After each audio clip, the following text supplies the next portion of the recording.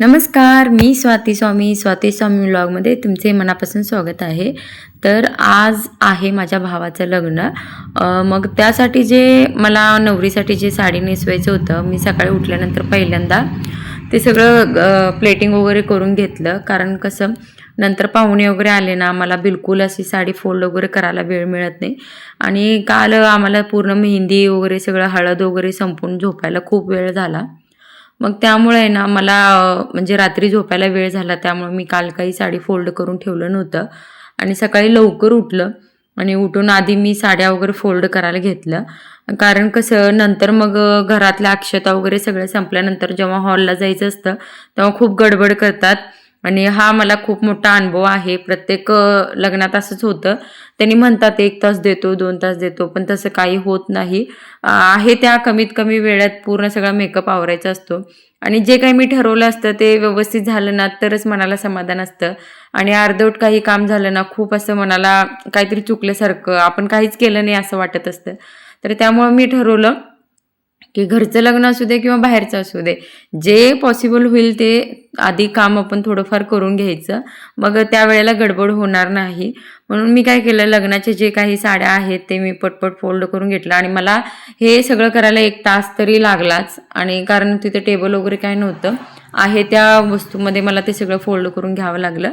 त्याच्यानंतर लग्नाचे अक्षतेचे टाईम झाल्यानंतर सगळे स्वामी वगैरे आले आणि हे अक्षता घरातल्या अक्षता होते देवाऱ्यासमोरचे, त्यामुळे ते जे अक्षता आहेत ते हळदीच्या साडीवरतीच पहिल्या अक्षता टाकायच्या असतात।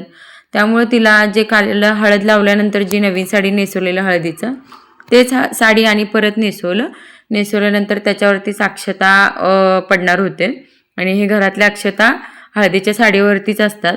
त्यामुळे ते आधी तिला नेसून वगैरे घेतलं, आवरलं तिला। आणि बाकी आमचं काही आवरलं नव्हतं कारण हे सकाळी लवकरच अक्षता होत्या, त्यामुळं आम्ही पण बाकीचं म्हणजे सिंपल असं साडी वगैरे नेसलेलं, जास्त काही आवरलं नव्हतं।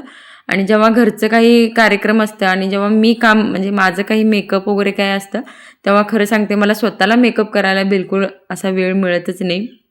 त्याच्यानंतर जेव्हा मंगळसूत्र बांधायचं होतं तेव्हा जसं मी रील्समध्ये वगैरे बघतो ना की नवरदेव असं कन्फ्यूज होतो म्हणजे मंगळसूत्र कसं धरायचं वगैरे, तसंच काही सीन माझ्या भावाबाबतीत मला बघायला मिळालं।